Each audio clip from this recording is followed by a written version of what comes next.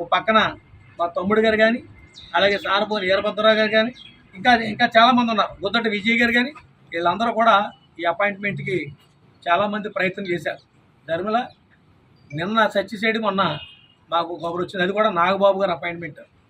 నేను నాగబాబు గారు అపాయింట్మెంట్ అంటే రాను అని అంటే, లేదండి మరి అలా పిలిచారు, నాకు అలాగే చెప్పమన్నారంటే, సరే పెద్దవాళ్ళు పిలిచారు కదా అని మేము వెళ్ళడం జరిగింది. అలాగే అక్కడ నేను అన్నీ కూడా ఖచ్చితంగా చెప్పడం జరిగింది. ఇలా ఒక మా సామాజిక వర్గం, నా సిట్టిపల్లి సామాజిక వర్గానికి తప్ప అన్ని సామాజిక వర్గాలకు కూడా జనసేన పార్టీలో టికెట్ ఇచ్చారు. నిన్న తెలుగుదేశం నుంచి జాయిన్ అయిన వాళ్ళకి ఇవాళ వైఎస్ఆర్ పార్టీ కండువేసి, జనసేన పార్టీ కండువేసి వాళ్ళకి టికెట్లు ఇచ్చారు.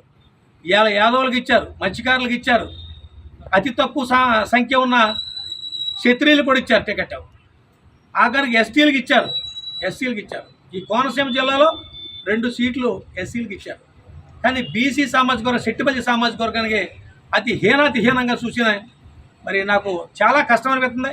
2019లో జాయిన్ అయిన తర్వాత సోషల్ ఇంజనీరింగ్ అని ఎంతో గొప్పగా మరి చెప్పిన మరి మన పవన్ కళ్యాణ్ గారు, ఆ రోజున మళ్ళీ మేమందరం కూడా మరి సత్యనారాయణ టెంట్ హౌస్లో సోషల్ ఇంజనీరింగ్ పెట్టాం. ఈవేళ కాపులు సెట్టిపల్లిలు కలవాలని ఒక సదుద్దేశంతో వీళ్ళందరినీ కలపాలని ఇచ్చిన ఆ సీటు పొత్తు ధర్మం వచ్చేటప్పటికి ఇక్కడ కాకపోతే ఇంకో చోట ఎక్కడో చోట సీట్ ఇవ్వాల్సిన ధర్మం ఉందా లేదా?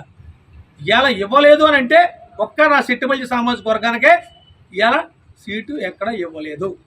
ఇది ఒక రాజకీయ పార్టీగా ఇది చాలా ప్రమాదకరం. ఎందుకంటే 2 తెలుగుదేశానికి ఇచ్చారు నా సామాజిక వర్గానికి, 2 కూడా ఒకటేమో మరి ఆచంట ఇచ్చారు, ఒకటి రామచంద్రపురం ఇచ్చారు.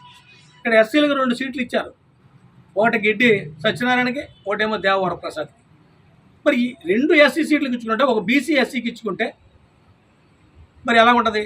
ఆవేళ నాదెళ్ల మనోహర్ గారిని మేమందరం వెళ్ళినప్పుడు మరి సెట్టిపల్లికి ఇవ్వాలి కదంటే పొత్తులో అయ్యేది ఉండమని చెప్పాడు ఆయన, నాదెళ్ల మనోహర్ గారు. మరి ఉంటాయనేది ఇప్పుడు ఇలా అన్ని రాజకీయ పార్టీలు కూడా కమ్యూనిటీ ఈక్వేషన్ చూసుకునే టికెట్లు ఇస్తూ ఉన్నాయి. కానీ అలాంటిది ఒక టికెట్ కూడా నాకు ఇవ్వలేదని నేను అడిగితే నాకు మొన్న ఇల్లు రోజునే ఏ సమాధానం కూడా చెప్పలేదు.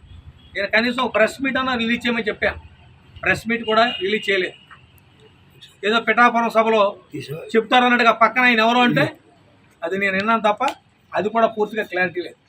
అయినప్పటికీ కూడా ఆయన చేతిలో ఉన్న టికెట్ల విషయంలోనే నాకు న్యాయం చేయలేకపోయాడు ఆయన. రేపు పొద్దున ఏ హామీ అని ఇస్తే ఆ హామీ నెరవేరుస్తారా అనేది నాకు చాలా బాధగా ఉంది.